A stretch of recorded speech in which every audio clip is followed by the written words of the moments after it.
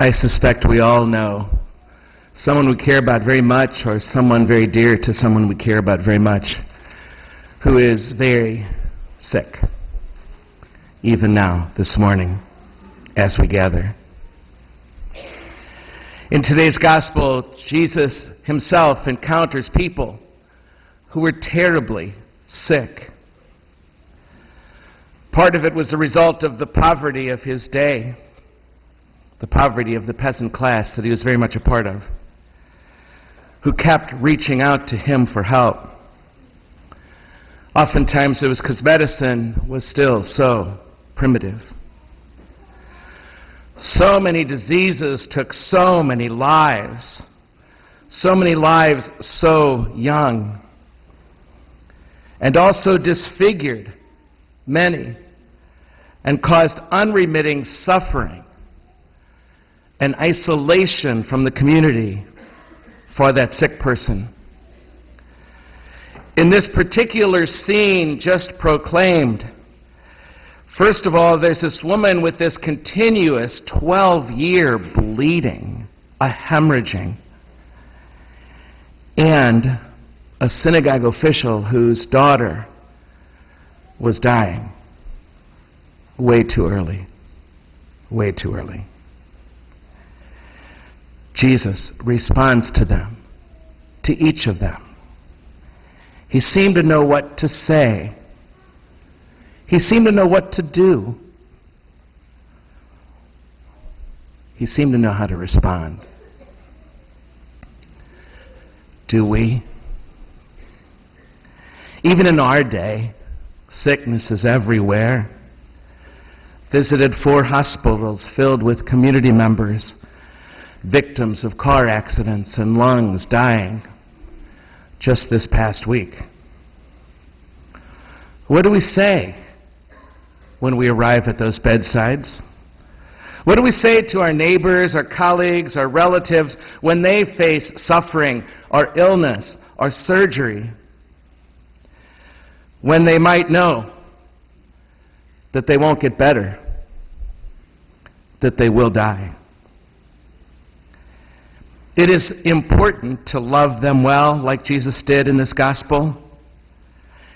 And I think it serves us well to think ahead a little bit, to give some thought before we get to that bedside about what we really want to say there, because unfortunately, what we often say is not very helpful at all.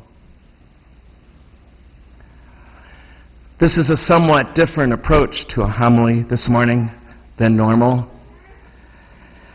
It's a little more practical, perhaps. But because we all get sick, because we all have loved ones who will as well get sick, I'm going to offer 5 things that I suggest we not say to someone who's sick. And 5 things that hopefully they will find very helpful. Oh, there's many things I could focus on in a homily about sickness because, again, it's so part of every day for us. I could talk about how we tend to avoid sick people, partly because we don't know what to say, and maybe perhaps don't do anything or say anything. I could talk about how sometimes we deal with people in wheelchairs and how we always stand over them, or when they're in the hospital bed, we always stand over them, towering above them, so that they always have to look up. And sometimes if they're in a wheelchair, we even talk to them like they're kids, or we talk about them as if they weren't even there in front of us. Sometimes we tell them all the people we know who had that very same disease. Oh, I know, my Aunt Matilda had that once. She's dead now. Or we're so quick to offer the latest remedy we read about in Reader's Digest or somewhere else because it worked for somebody and it's just more information they don't want from us, especially perhaps. But for today, for just today, I'm going to focus on 5 things that I would suggest you not say to someone who's sick. Please don't say, everything will be okay. Really, How do you know that? A woman I know of who had cancer earlier started to again show symptoms of that cancer. The news was not good as she was getting ready to drive to the hospital and meet with her doctor to discuss her plans for chemotherapy again. She was frustrated with so many people who told her everything's going to be okay. She said, I kept thinking, you don't know that. Quit telling me that. In fact, the cancer took her life in just 2 months. Yes, we believe that a person will be okay because of that deep down goodness of a person that is beyond illness and beyond death, that extraordinary okayness. But no, we don't know that everything's going to be okay.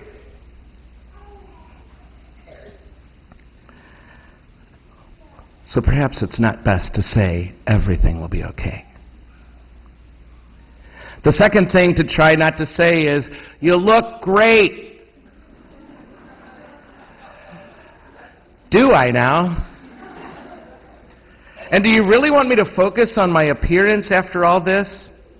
Were you really just trying to tell me you thought I was going to look terrible and you're surprised by how good I look?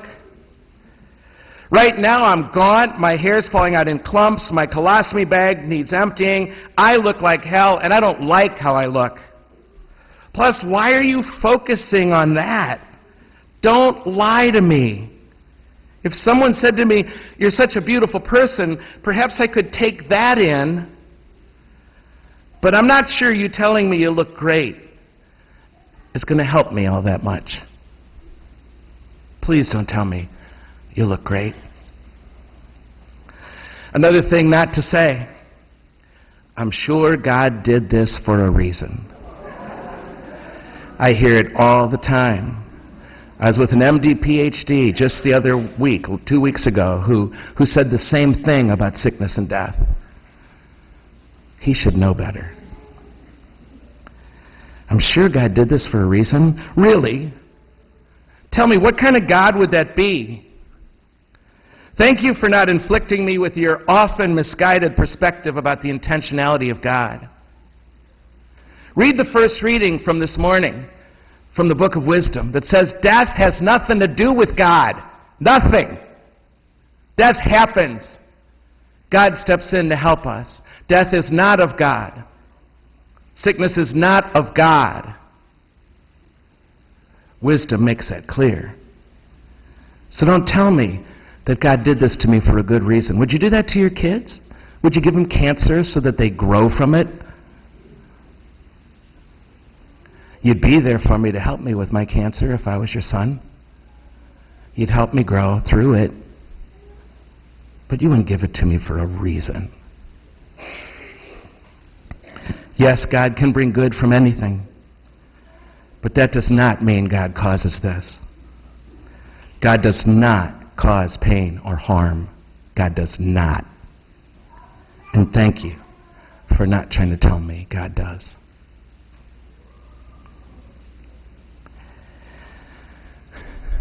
Please don't tell me to be strong.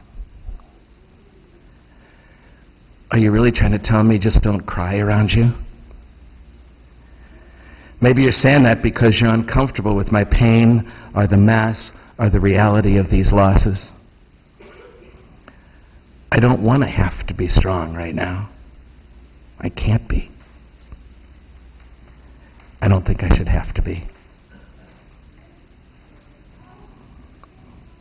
Please don't tell me to be strong.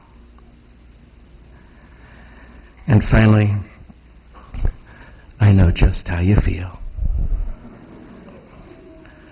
No, you don't. You don't know how I feel. Please don't make me feel even more lonely by acting like you do.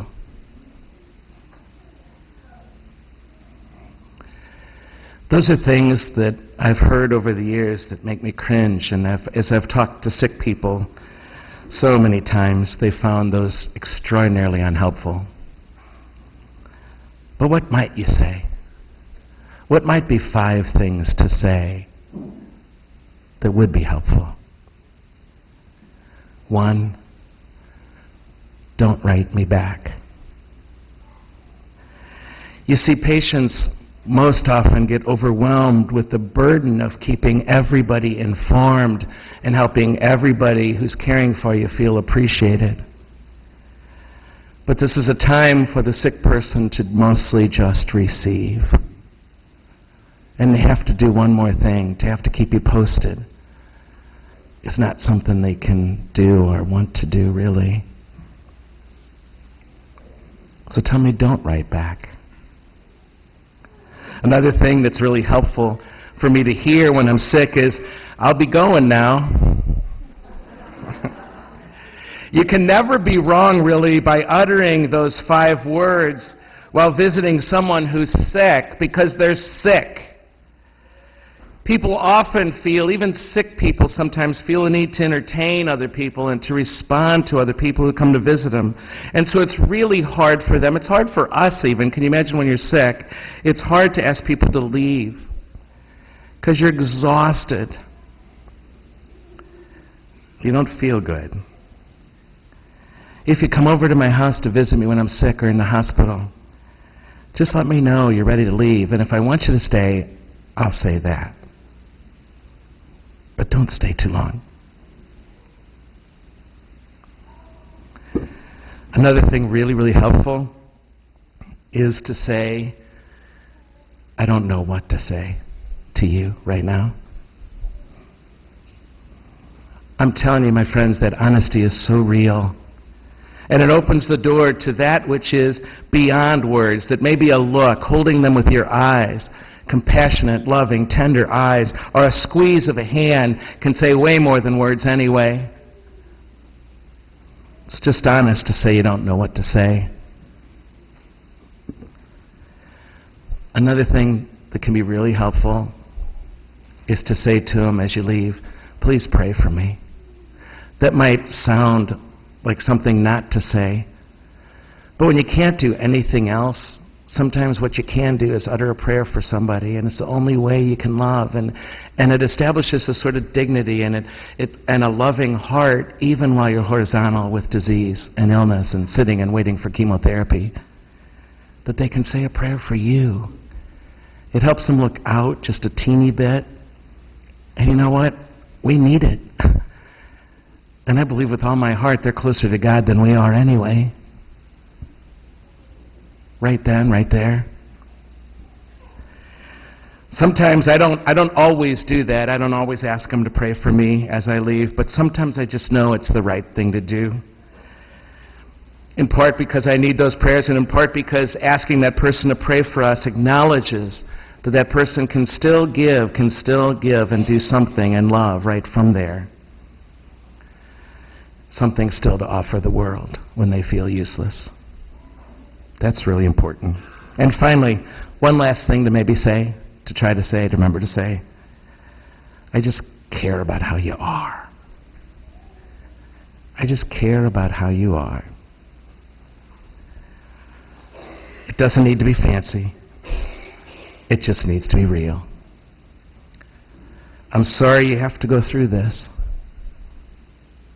I hate to see you suffer. You mean a lot to me. I love you.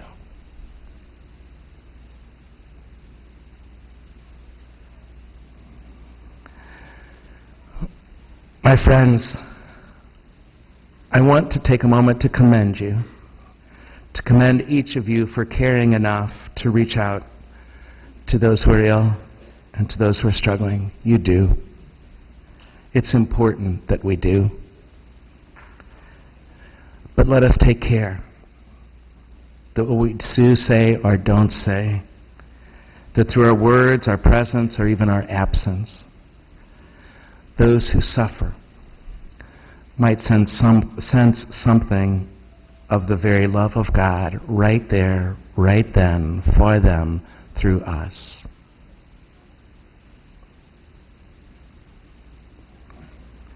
Because like Jesus before us, we will all know people who are very sick.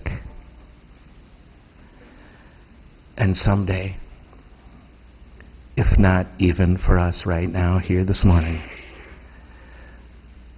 that very sick person might be each of us.